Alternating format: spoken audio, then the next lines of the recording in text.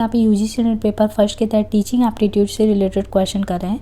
तो यहाँ पे देखिए जो कंप्यूटर बेस्ड क्वेश्चन आए हुए हैं उनमें है कि पहला जैसे स्टेटमेंट दिया है कि कंप्यूटर आधारित जो टेस्टिंग होती है उससे जो आकलन प्रक्रिया में वस्तुनिष्ठता को बढ़ावा मिलता है। दूसरा, भारत में उच्च शिक्षा में विकल्प आधारित क्रेडिट प्रणाली एक नई व्यवस्था है। तो दोनों में से ही देखें, कंप्यूटर आधारित परीक्षण से आकलन प्रक्रियाओं में वस्तुनिष्ठता को बढ़ावा मिलता है। भारत में हायर एजुकेशन के विकल्प आधारित क्रेडिट प्रणाली नई व्यवस्था है। जब एक उत्तरदाता की स्वयं को मापे जाने की जानकारी होती है तो उसके व्यवहार पर इसके इम्पैक्ट को क्या कहा जाता है? तो ये रिएक्टिविटी, प्रतिक्रियात्मकता कहा जाता है। जब एक उत्तरदाता को स्वयं को मापे जाने की जानकारी होती है तो उसके व्यवहार पर इसके प्रभाव को प्रतिक्रियात्मकता कहा जाता है।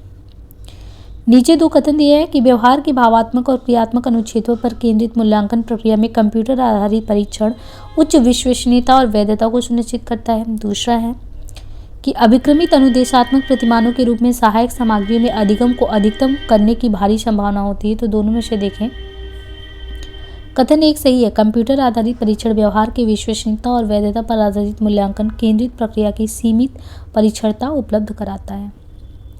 अनुदेशात्मक लक्ष्यों को पूरा करने के लिए सेवा में प्रयोग की गई तकनीकों का नेटवर्क अनुदेशात्मक तकनीक कहलाता है। यदि व्यक्तित्व विकास शिक्षा का लक्ष्य है तो कंप्यूटर एडेड शिक्षण अध्यापक को प्रतिस्थापित कर सकता है। तो दोनों में से हमें ये समझना है, कथन एक सही है किंतु कथन दो गलत है।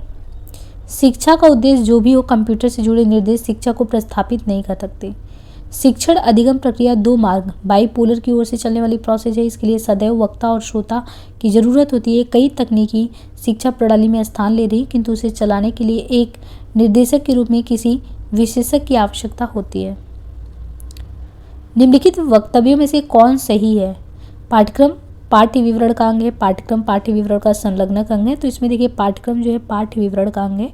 पाठ्यक्रम पाठ्य विवरण का अंग है। किसी तरह की शिक्षा अथवा प्रशिक्षण के लिए निर्धारित विषयों, उपविषयों एवं संबंधित सामग्री की व्यवस्थित एवं सार रूप में प्रस्तुति ही पाठ्यक्रम कहलाता है। पाठ्यक्रम प्रायः किसी शिक्षा परिषद यानी बोर्ड द्वारा निर्धारित होती है या किसी प्राध्यापक द्वारा बनाई जाती है जो उस विषय के शिक्षण की गुणवत्ता के लिए उत्तरदायी होता है।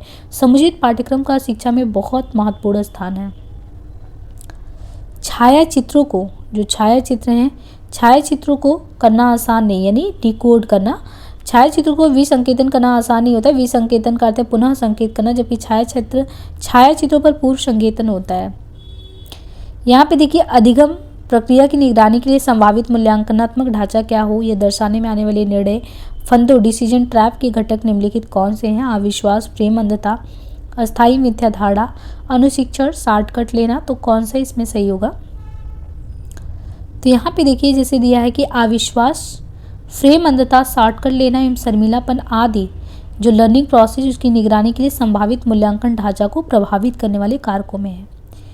अगर मूल्यांकन पद्धतियों में नवाचार लाए, इनोवेशन इन इवैल्यूएशन सिस्टम यानी इवैल्यूएट करें, उसमें प्रभावी होने के लिए शिक्षण एवं परीक्षण दोनों साथ साथ चलने चाहिए, है ना। और कह रहा है कि प्रतिपुष्टि यानी फीडबैक निर्माणात्मक मूल्यांकन का आवश्यक घटक नहीं बनता है।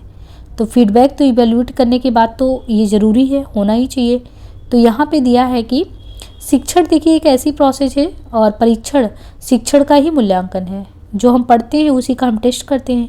अतः जो शिक्षण और परीक्षण है दोनों साथ साथ चलता है। और प्रतिपुष्टि यानी फीडबैक उपलब्ध कराना ये तो लर्निंग का मूल्य जो होता है उसको बढ़ा देता है, क्योंकि जितना हमने सीखा है अगर उस चीज़ का हम मूल्यांकन कर पाएँ तो हमें पता चलता है कि कितना हमने उस चीज़ में सीखा है। महाविद्यालय स्तर की शिक्षा में आत्मगत सुस्थिति निश्चित करने की दिशा से छात्रों को अभिप्रेरित एवं प्रोत्साहित करने में प्रभाविता लाने के लिए अध्यापक में निम्नलिखित कौन सा बौद्धिक गुण संपोषित करने की जरूरत है? कॉग्निटिव इंटेलिजेंस रिलेटेड, संज्ञात्मक बुद्धि संबंधी, भावनात्मक बुद्धि संबंधी, या सामाजिक बुद्धि संबंधी, या आध्यात्मिक बुद्धि संबंधी। तो यहाँ पे देखिए महाविद्यालय की शिक्षा में आत्मगत सुस्थिति निश्चित करने की दिशा से छात्रों को अभिप्रेरित एवं प्रोत्साहित करने में प्रभाविता लाने के लिए अध्यापक में भावनात्मक वृद्धि संबंधित बौद्धिक गुण संयोजित करने की जरूरत है। यह न केवल छात्रों की योग्यता बढ़ाता है बल्कि उनको स्वयं जागरूक होने में भी हेल्प करता है, जिससे वह अपनी भावनाओं को जान सके तथा अपने मनोवेग को संयमित कर पाए। निम्नलिखित में से कौन सा वर्तमान में शिक्षा प्रणाली में नवाचार का घोतक है? सेमेस्टीकरण, जो आजकल सेमेस्टराइजेशन सिस्टम है, परियोजना आधारित प्रोजेक्ट बेस्ड इवैल्यूएशन या चॉइस बेस्ड क्रेडिट सिस्टम। तो ये चॉइस बेस्ड जो विकल्प आधारित क्रेडिट प्रणाली आया है विकल्प आधारित क्रेडिट प्रणाली वर्तमान में शिक्षा प्रणाली में नवाचार का द्योतक है। ये प्रणाली शिक्षक केंद्रित से लर्नर बेस्ड हो गया है ना, लर्नर बेस्ड। ये विद्यार्थियों को लचीलेपन भी देता है और उन्हें अंतः विषयिक तथा अंतर्वैश्विक कार्यक्रम उपलब्ध कराता है। स्केल ऑफ मेजरमेंट में दिया है नॉमिनल, ऑर्डिनल, इंटरवल, रेशियो। तो क्रमशः हमें इन्हें सुमेलित करना है तो नामित जो है इसका वर्गीकरण, क्रमिक का वर्गीकरण और क्रम, अंतराल वर्गीकरण क्रम और इकाइयों का समानता, और अनुपात वर्गीकरण क्रम इकाइयों की समानता, निरपेक्ष शून्य। लिस्ट में देखें तो नॉमिनल, ऑर्डिनल, इंटरवल और रेशियो ये क्रमशः दिया है। तो हम अगर इनको सुमेलित करें तो मापनी केवल वर्गीकरण, क्रमिक का वर्गीकरण और क्रम, अंतराल का वर्गीकरण क्रम और समान इकाइयाँ, अनुपात का वर्गीकरण क्रम, समान इकाइयाँ और निरपेक्ष शून्य। विद्यार्थियों की प्रस्तुति में रचनात्मक कौशल और सृजनशीलता का प्रभावी मूल्यांकन निम्नलिखित में से किस परख या परीक्षण द्वारा किया जाता है? तो ये है निबंध प्रकार जांच। विद्यार्थियों की प्रस्तुति में रचनात्मक कौशल और सृजनशीलता का प्रभावी मूल्यांकन करने के लिए निबंध प्रकार की जांच के द्वारा परख परीक्षण होता है। रचनात्मक मूल्यांकन शिक्षक को बताता है कि सीखे गए पाठ को शिक्षार्थी किस प्रकार से आत्मसात और उपयोग कर रहे हैं। रचनात्मक मूल्यांकन में फीडबैक अर्थात प्रतिपुष्टि तथा आकलन सम्मिलित होता है। निबंधात्मक प्रकार की जांच के तहत ऐसे प्रश्नों का प्रयोग किया जाता है जिसका उत्तर एक या अधिक पृष्ठों में लिखा जाता है। निबंध प्रकार के प्रश्न परीक्षण के निम्नलिखित उद्देश्य विद्यार्थियों द्वारा लिखी गई विषय वस्तु की जांच कर उसका मूल्यांकन, विद्यार्थियों द्वारा अर्जित ज्ञान से मिलते जुलते तथ्यों को देखना, विषय की समस्या मुद्दों को आकलन करना, अनुमान के आधार पर सूचनाओं तथा तथ्यों को व्यवस्थित करना, तथ्यों एवं अवधारणा के अनुसार अपने विचार को प्रकट करना। निम्नलिखित कारकों की पहचान करें जो छात्रों के अकादमिक प्रदर्शन पर प्रतिकूल प्रभाव डालते हैं। तो वो है BNC यानी ईश्वर में आस्था, राजनीति के प्रति उदासीन दृष्टिकोण। तो छात्रों के अकादमिक प्रदर्शन पर प्रतिकूल प्रभाव डालने वाले कारक में है ईश्वर में आस्था, राजनीति के प्रति उदासीन दृष्टिकोण। इसके अलावा छात्रों के अकादमिक प्रदर्शन को प्रभावित करने वाले कारक हैं बालकों का शारीरिक और मानसिक विकास, परिपक्वता, सीखने का समय और थकान, सीखने की इच्छा, प्रेरणा, सीखने का उचित वातावरण, अध्यापक और सीखने की प्रक्रिया, सीखने की विधि, पूर्ण सामूहिक सहसंबंध, संपूर्ण परिस्थिति। नीचे किसी अध्यापक द्वारा निष्पादित क्रियाकलाप की सूची दी गई। कौन से क्रियाकलाप निर्माणात्मक मूल्यांकन की प्रकृति के हैं? तो निपुणता परीक्षण, क्विज सत्र का आयोजन, ग्रेडिंग प्रणाली में विद्यार्थियों का मूल्यांकन, शिक्षण में प्रतिपुष्टि देना या विद्यार्थियों की चिंतन को बढ़ावा देना। तो यहाँ पे देखें जो निर्माणात्मक मूल्यांकन का प्रयोजन है वो विद्यार्थियों के अधिगम और अध्यापन को सुधारना है। निर्माणात्मक मूल्यांकन जो है विकास उन्मुखी होता है, निर्णयात्मक नहीं। अर्थात निर्माणात्मक मूल्यांकन शैक्षिक क्रम को निर्धारित करने वाला होता है और यह हर संभव कोशिश करता है कि अध्यापन अधिगम को अच्छा बना पाए। निम्नलिखित क्रियाकलाप निर्माणात्मक मूल्यांकन की प्रकृति के हैं, जैसे क्विज सत्र का आयोजन हो, शिक्षण में प्रतिपुष्टि देना और विद्यार्थियों के चिंतन को बढ़ावा देना। नैदानिक मूल्यांकन से सुनिश्चित क्या होता है? तो नैदानिक मूल्यांकन से अनुदेशन के दौरान अधिगम यानी लर्निंग में विद्यमान समस्याओं के कारण और उनका समाधान पता चलता है। अनुदेशन के दौरान अधिगम में विद्यमान जो समस्या उनकी कारण और उनका समाधान नैदानिक मूल्यांकन से सुनिश्चित होता है। इसके तहत छात्र की समस्त परिस्थितियों का अवलोकन करके विशिष्ट प्रभावों पर ध्यान दिया जाता है। निदानात्मक के तहत वस्तुनिष्ठ विधियों प्रविधियों का प्रयोग होता है। एक ऐसे विद्यालय में जिनके अनुत्तीर्णों की संख्या बहुत ज़्यादा हो, शिक्षा के अकादमिक उद्देश्यों की प्राप्ति में पर्याप्त कठिनाई की संभावना वालों को बाहर निकालने के लिए आप प्रश्न पत्र विकसित करना चाह रहे हैं। इसके लिए आपको ऐसे प्रश्न पत्र विकसित करना होगा जो किसी व्यक्ति की विद्यालय विषय का सफलतापूर्वक अध्ययन करने की योग्यता और तत्परता का अनुमान लगा सके। इस प्रकार के परीक्षण को क्या कहेंगे? तो ये आपका भविष्य सूचक परीक्षण होगा, प्रोग्नोस्टिक टेस्ट।